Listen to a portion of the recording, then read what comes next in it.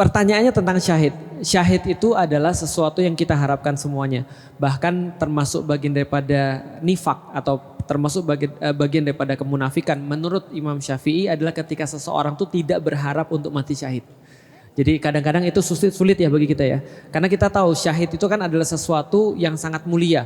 Kalau seandainya Rasul sampaikan agama ini dibangun atas dasar keimanan. Lalu kemudian tiang-tiangnya adalah salat. Lalu kemudian atapnya adalah jihad seperti yang sudah kita pernah bahas. Maka jihad yang berhasil adalah syahid. Syahid itu Allah akan balas langsung dengan apapun yang kemudian kita minta. Ya surganya Allah sudah pasti. Nah syahid itu adalah Bapak Ibu sekalian kalau Imam Syafi'i tadi bahas adalah sesuatu yang kalau kita nggak pengen untuk ke situ, tidak meminta untuk di situ, itu bahkan dikatakan cabang kemunafikan. Berarti setiap mukmin itu harus berharap memang untuk mati syahid. Nah, yang perlu kita ketahui adalah Bapak Ibu sekalian, syahid adalah ujung daripada ibadah. Maka dikatakan atapnya itu, kalau rumah itu ada atapnya, maka atapnya itu kayak jihad fi sabilillah. Tapi kita harus tahu bahwasanya itu dibangun atas amal-amal yang soleh dan dibangun atas kemudian keimanan. Maka kita harus tahu juga bahwa ada orang-orang, ini pertama yang kita bahas ya, ada orang-orang yang mereka nyangka mereka syahid, ternyata tidak. Di dalam hadis kita tahu karena sifat riya. Riya itu hubungannya ada di mana? Di urusan dasar, di urusan keimanan. Keimanan itu kan meyakini bahwasanya Allah adalah segala-galanya dan mendasarkan semua ibadah atau amal kita berdasarkan kemudian ridhonya Allah. Berarti yang pertama bagi orang-orang semuanya insya Allah kita yang pengen mati syahid adalah kita cuma pengen untuk melakukan itu lillahi ta'ala. Artinya kita harus bersihkan semua niatan-niatan kita karena di dalam hadis tentang orang yang merasa dirinya syahid padahal tidak, kata Rasulullah, kata Allah ketika bertanya itu, pertama kamu melakukan itu karena pengen dilihat oleh manusia. Nah itu harus dihilangkan. Yang kedua, kamu pengen melakukan itu supaya dianggap pahlawan. Gitu kan ya. Itu yang kedua. Yang ketiga itu kamu pengen dianggap sebagai orang yang hebat.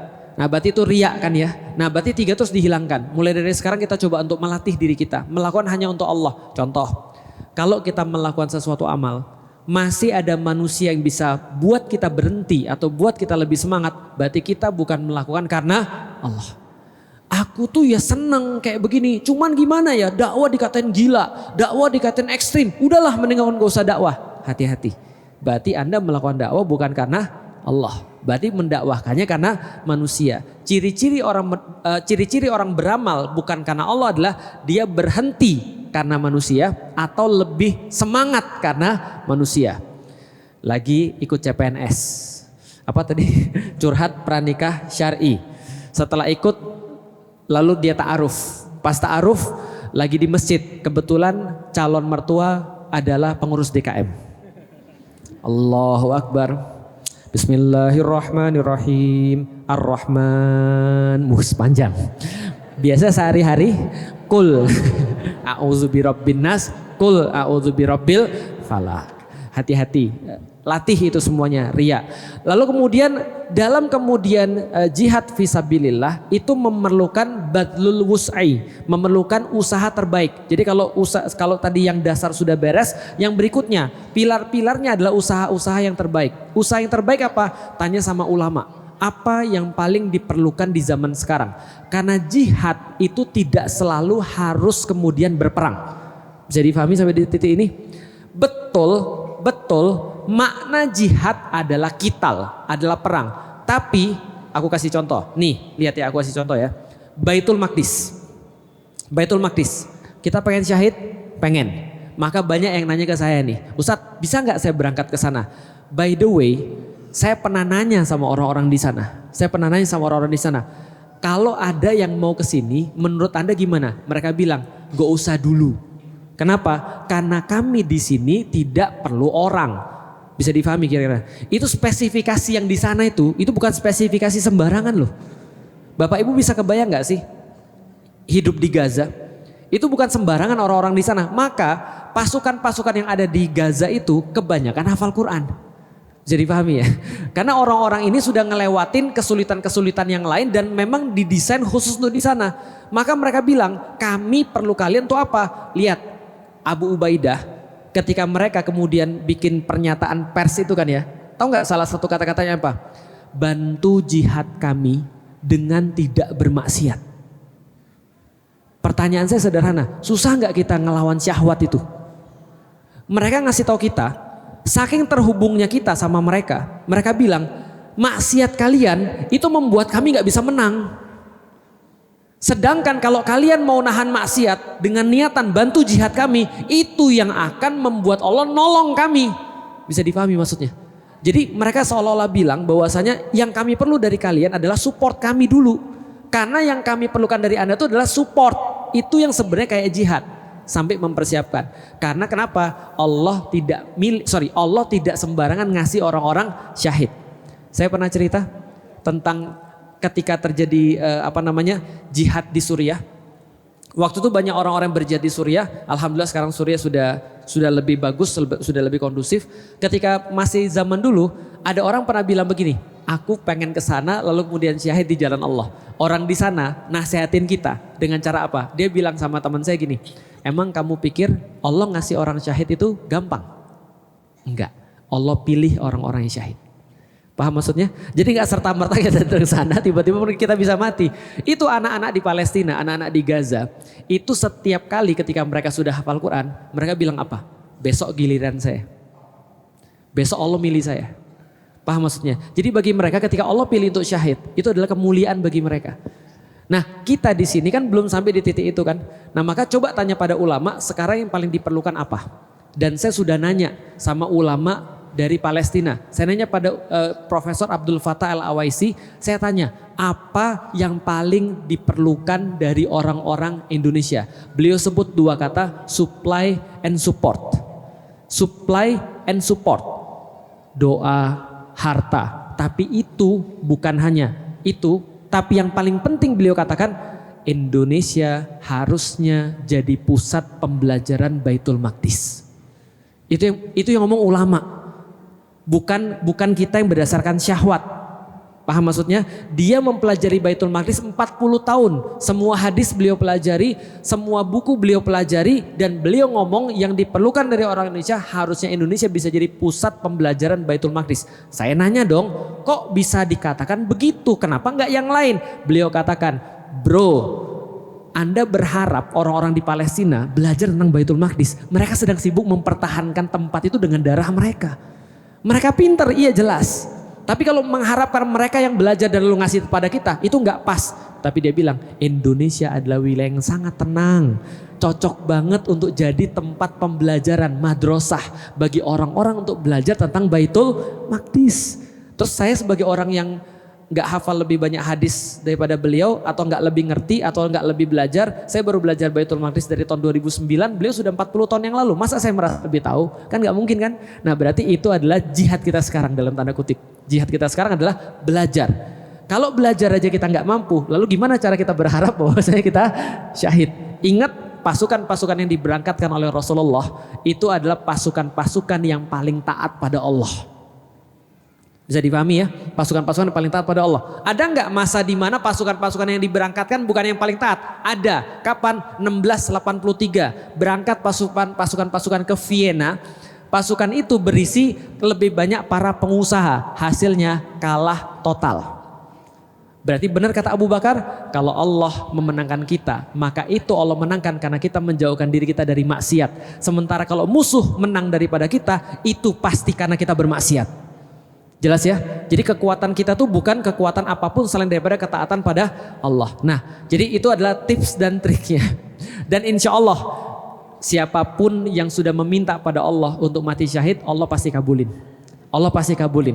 Maka ada pembahasan-pembahasan tentang husnuzon kepada Allah. Ada sahabat yang bilang begini, ada sahabat yang kelewat ketika perang Badar. Lalu dia ngomong pada Rasulullah pasti seperti kata Mas tadi. Kalau Allah menunjukkan kepada aku satu perang lagi, aku nyesal banget gak pergi ke perang Badar. Kalau Allah menunjukkan aku satu perang lagi, Allah tahu apa yang akan saya lakukan. Dan saya akan kena panah musuh dan syahid tepat di sini. Benar panahnya kena di sini. Sesuai dengan permintaan dia kan. Allah ngasih permintaan dia. Artinya semua orang yang punya permintaan yang tulus pada Allah akan mati syahid. Ada satu cerita, aku lupa namanya, diceritain sama Dr. Khalid, anaknya Profesor Abdul Fattah. Ada orang berkunjung ke Baitul Maqdis. Lalu kemudian ketika dia berkunjung sampai ke Baitul Maqdis, saking terharunya dia, di kompleks Masjidil Aqsa itu beliau berdoa begini, "Ya Allah, aku pengen mati dan dimakamkan di sini." Orang-orang bilang, "Jangan ngomong sembarangan lu. Ini Masjidil Aqsa loh nih." Enggak, aku benar-benar pengen mati dan dimakamkan di sini. 2 hari kemudian dia pulang. Di bandara meninggal.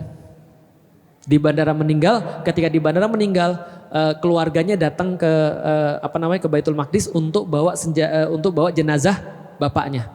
Ditahan sama orang-orang Baitul Maqdis. "Kami saksi bapakmu ngomong seperti ini.